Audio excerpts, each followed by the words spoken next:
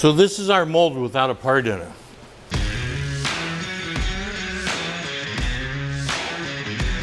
This is our C1 XL floor.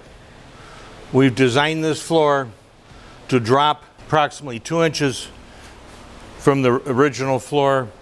Footwell's moved forward, seat can come back a little bit more.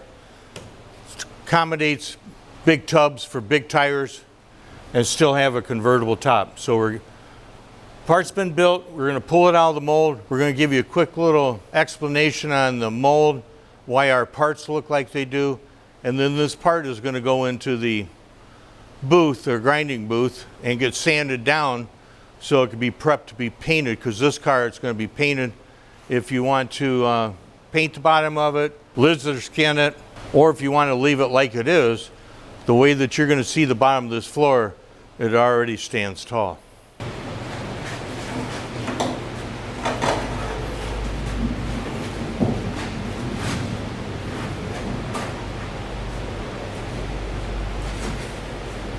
This whole venture started off with our 57 XL.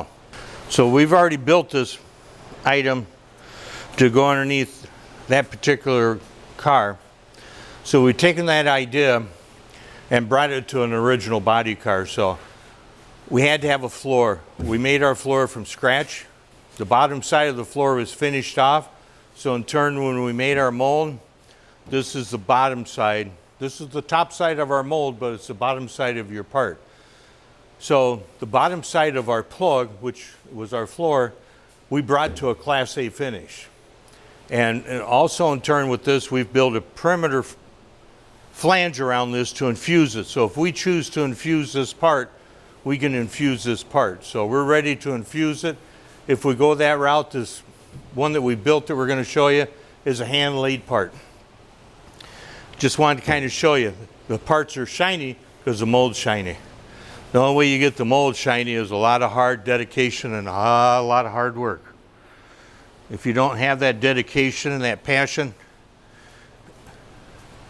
it doesn't turn out like this. That's when corners are cut. So come over here, Andrew, with me. This is our floor upside down. So you see what was in that mold is on our floor now. This is the bottom of our floor that you're going to see on the bottom of that car when you're done. The crew that we put together here, the people we have here are very passionate. Ed's been with us over 35 years. A lot of experience, been here pretty much his whole career. Todd comes from a very extensive background in automotive. Tyler and Corey came to us from the Saginaw Career Complex, I believe 7 years ago is when they graduated.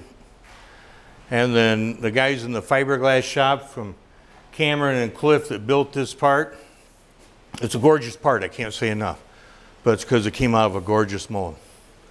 So we're going to take and DA the back side of this, which is the bottom side that you're going to see in the car. We're going to DA it to 150 grit because our plans is to refinish the bottom of this car.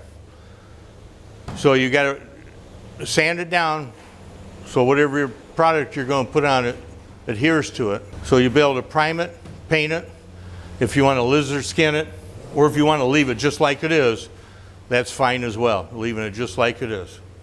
So we're going to show it to you after it's sanded and the process of bonding this floor into the body.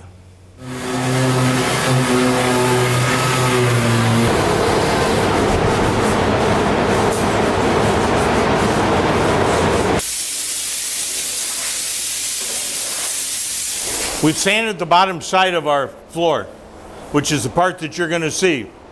Between a combination of DAs and hand sanding with blocks, 150 grit is what we sanded this with. So if we choose now to go with primer to end up with a high-end paint job on the bottom of this car, we're going to flip this over and we're going to show you on the back side where we're going to grind it, where everything's made to bond to the bottom of this car. So once we're finished with the bottom of the floor, then we came to the top of it.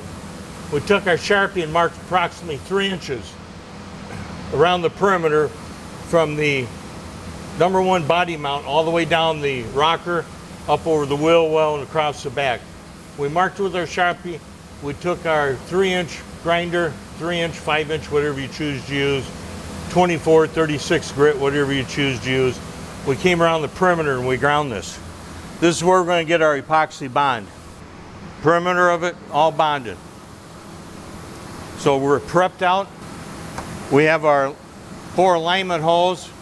We're going to marriage the floor to our rockers. Keep in mind, you saw the part earlier as far as putting in these rockers.